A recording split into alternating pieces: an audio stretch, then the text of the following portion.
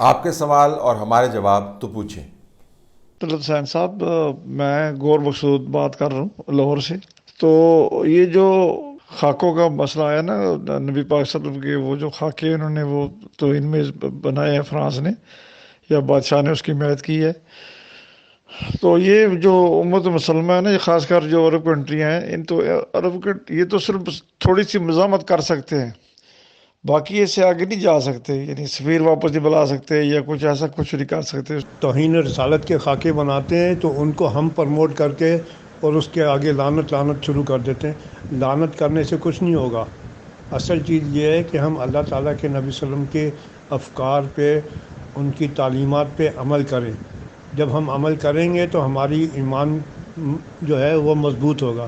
جب ایمان مضبوط ہوگا تو کسی کفار میں اتنی ہمت نہیں ہوگی کہ وہ ہمیں للکارے۔ نعروں سے کام نہیں بنے گا، عملی طور پہ کام بنے گا۔ عملی طور پہ اللہ تعالیٰ سے جڑ جانے کا وقت ہے یہ۔ جزاکم اللہ احسن الجزا۔ اللہ حافظ۔ دیکھیں، جن جذبات کا آپ نے اظہار کیا ہے وہ ہر مسلمان کے جذبات ہیں۔ آپ نبی کریم صلی اللہ علیہ وآلہ وسلم کی شان اقدس میں اس قسم کی گستاخی نہیں کر سکتے۔ آپ نبی اقدس صلی اللہ علیہ وآلہ وسلم کی شان میں کسی قسم کی گستاخی بھی نہیں کر سکتے۔ یہ جو حدیں ہیں یہ بڑی واضح ہیں، اور یہ ہمارے ایمان کا ایک بنیادی جز ہے، اور اس جز کے اوپر کوئی کمپرومائز نہیں ہو سکتا۔ خاتم النبیین صلی اللہ علیہ وآلہ وسلم کی شان اور ان کی آن اور ان کی عزت سب پر مقدم ہے۔ اب یہ صرف مسلمانوں کا معاملہ نہیں ہے، میں آپ کو یہ بھی بتا دوں کہ بین الاقوامی جو قوانین ہیں اقوام متحدہ کے، اگر آپ مختلف پروٹوکول دیکھیں تو اس کے اندر واضح انداز سے لکھا گیا ہے کہ آپ کسی بھی مذہب کے ماننے والے کے جذبات کو ٹھیس نہیں پہنچا سکتے۔ آپ کوئی ایسی حرکت نہیں کر سکتے جس کے ذریعے مذہبی منافرت پھیلے یا لوگوں کی جذبات مجروح ہوں۔ اور جو بین الاقوامی قوانین ہیں اس میں مشرق اور مغرب اور مسلمان اور یہودی اور عیسائی یا ہندو یا سکھ یا بدھ مت یا جین مت، اس کی کوئی تفریق نہیں ہے، وہ سب پر لاگو ہوتا ہے۔ تو صرف فرانس کے صدر نے جو گستاخی کی ہے وہ صرف ایک مذہب کے خلاف نہیں ہے، وہ بین الاقوامی قوانین کی بھی بنیادی طور پر وائلیشن ہے۔ میں اس وجہ سے اس کو زیادہ ایمفسائز کر رہا ہوں کہ یہ وہ زبان ہے جو مغرب سمجھتا ہے، اور مغرب دوسری زبان بھی سمجھتا ہے، وہاں پر بھی قوانین موجود ہیں جس کے تحت آپ جو اہم ترین دینی یا مذہبی شخصیات ہیں ان کے بارے میں آپ گستاخی نہیں کر سکتے۔ ہمارے یہاں پر تو بالکل واضح ہے۔ جب ہمارے یہاں کی بات کرتا ہوں تو میں پاکستان کی بات نہیں کر رہا، میں امت مسلمہ کی بات کر رہا ہوں۔ اب یہ سوال اٹھایا گیا ہے کہ مذمت سے آگے آپ کیا کر سکتے ہیں۔ عمران خان پاکستان کے وزیر اعظم نے ایک خط لکھا۔ ایک تو یہ بھی عجیب و غریب قسم کی سیاسی سفارتی روایت ہے کہ ایک ملک کا وزیر اعظم جو ہے وہ تمام ممالک کے سربراہان کو براہ راست اور اجتماعی طور پر، براہ راست مخاطب ہونے میں تو کوئی حرج نہیں، اجتماعی طور پر مخاطب ہو رہا ہے۔ یہ سفارتی طور پر قابل قبول طریقہ نہیں ہے، لیکن چلیں آپ کہیں کہ حالات کے پیش نظر انہوں نے یہ خط لکھ دیا۔ اس کے اندر جو مفروضہ ہے وہ یہ کہ تمام ممالک جو ہیں وہ اپنے انٹرسٹ کو ایک ہی طریقے سے بھانپتے اور ماپتے ہیں، اور ایک ہی طریقے سے وہ رد عمل دیں گے۔ ایسا نہیں ہے۔ ہم نے اسرائیل کے معاملے کے اوپر دیکھا ہے، ممالک کی رائے اور ان کی پالیسی بری طرح بٹی ہوئی ہے۔ ہم نے کشمیر کے معاملے پر دیکھا ہے، مسلمان ممالک کی رائے اور پالیسی اس کے اوپر بٹی ہوئی ہے۔ ہم نے چچنیا کے معاملے کے اوپر دیکھا ہے، ہم نے اویغرز کے معاملے کے اوپر دیکھا ہے۔ تو یہ جو بنیادی دنیاوی معاملات ہیں ان کے اوپر آراء بٹی ہوئی ہیں۔ جو بنیادی دینی معاملات ہیں ان کے اوپر بھی آپ کو ان کی پالیسی جو ہے دنیاوی معاملات کے تابع ہی نظر آئے گی۔ تو یہ تصور کرنا کہ ہم نے ایک نعرہ لگا دیا اور ہم نے خط لکھ دیا، وہ اس سے دنیا تبدیل ہو جائے گی، دنیا تبدیل نہیں ہوگی۔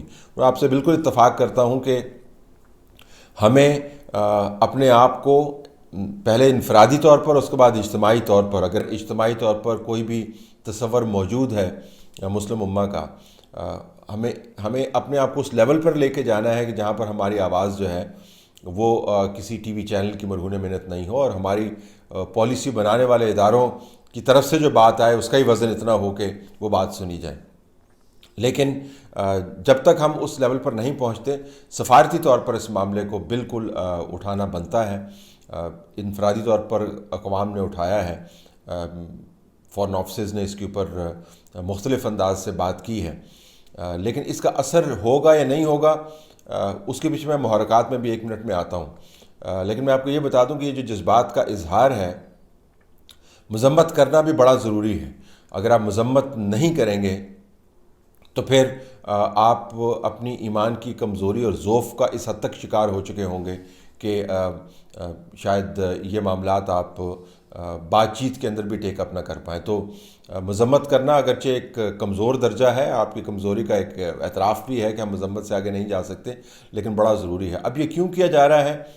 میرے خیال میں اس کے پیچھے اگر آپ سازش ڈھونڈنا چاہیں تو یہ آپ کا اپنا اختیار ہے، لیکن مغرب کی جو اورینٹیشن ہے فرانس کے اندر یا آپ نارڈک کنٹریز کے اندر آپ چلے جائیں، ان کی اورینٹیشن اس قسم کی بن گئی ہے کہ ان کے خیال میں اس میں کوئی معیوب بات ہی نہیں ہے۔ تو ان کو یہ سمجھانا بہت ضروری ہے ڈائلاگ کے ذریعے اور انگیجمنٹ کے ذریعے کہ جب وہ یہ بات کرتے ہیں تو ان کے نقطہ نظر میں یہ معیوب نہیں ہوگا، لیکن جو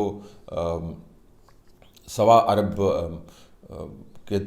کے لگ بھگ مسلمان موجود ہیں، یا جو کوئی بھی کسی بھی اعتقاد اور نظریے کے تابع اپنی زندگی گزارتا ہے، وہ ان کے ان الفاظ سے جو زخم لگتے ہیں ان کا درد محسوس کرتا ہے۔ تو جو اعتماد ہے مغرب اور مشرق کے درمیان ڈائلاگ کے ذریعے پیدا کرنے کا اور اپنی بات کرنے کا، وہ پہلا بڑا کروشل سٹیپ ہے۔ اب ہوتا یہ ہے کہ جب اس قسم کا واقعہ ہوتا ہے تو پھر ڈائلاگ والی بات جو ہے نا وہ بالکل پیچھے رہ جاتی ہے، پھر چڑھائی کرنے کی باتیں ہوتی ہیں، لیکن ڈائلاگ بڑا ضروری ہے اگر آپ نے لانگ ٹرم بیسس کے اوپر اس قسم کے وائلیشنز کو روکنا ہے۔ لوکل پالیٹکس اس کے اندر بہت بڑا محرک ہو سکتی ہے، وہ اپنے آپ کو ایک خاص کنسٹیچوئنسی کے ساتھ منسلک کرنا چاہتے ہیں۔ ان کی حکومت جو ہے کووڈ-19 کے بعد وہ بہت زیادہ اس کی کوئی ریٹنگز اچھی نہیں آ رہی، تو اپنے آپ کو ایک فرینچ کلچر اور ثقافت کے لبادے میں لپیٹ کر وہ اس قسم کی بات کرتے ہیں اور وہ بتاتے ہیں کہ ہم کتنا فریڈم آف پریس کے اوپر یقین رکھتے ہیں۔ جس طرح میں نے پہلے بتایا کہ یہ فریڈم آف پریس نہیں ہے، آپ کے پاس کوئی فریڈم نہیں ہے کہ دنیا میں بسنے والے لوگوں کے نظریے کے اوپر آپ اس قسم کی ضربہ کاری لگائیں اور ان کے نظام کے اندر، ان کے مذہب کے اندر یا ان کے اپنے اخلاقی معیار کے اندر اس قسم کی باتیں جائز ہوں گی۔ جو ہمارا دائرہ کار ہے وہ بڑا واضح ہے۔ خاتم النبیین صلی اللہ علیہ وآلہ وسلم کی ذات مقدس کے بارے میں اس طرح کی یا اس سے پرے کوئی بھی اور ایسی بات جس میں تضحیق کا تھوڑا سا بھی پہلو ہو، بالکل قابل برداشت نہیں ہے۔ تو یہ میرے خیال میں ڈائلاگ کے ذریعے سمجھانے کی ضرورت ہے۔ اگر ہم یہ تکیہ کرتے رہیں گے اس پر کہ فلاں ملک یہ کرے گا اور فلاں ملک یہ کرے گا، تو یہ بات آگے نہیں چلے گی۔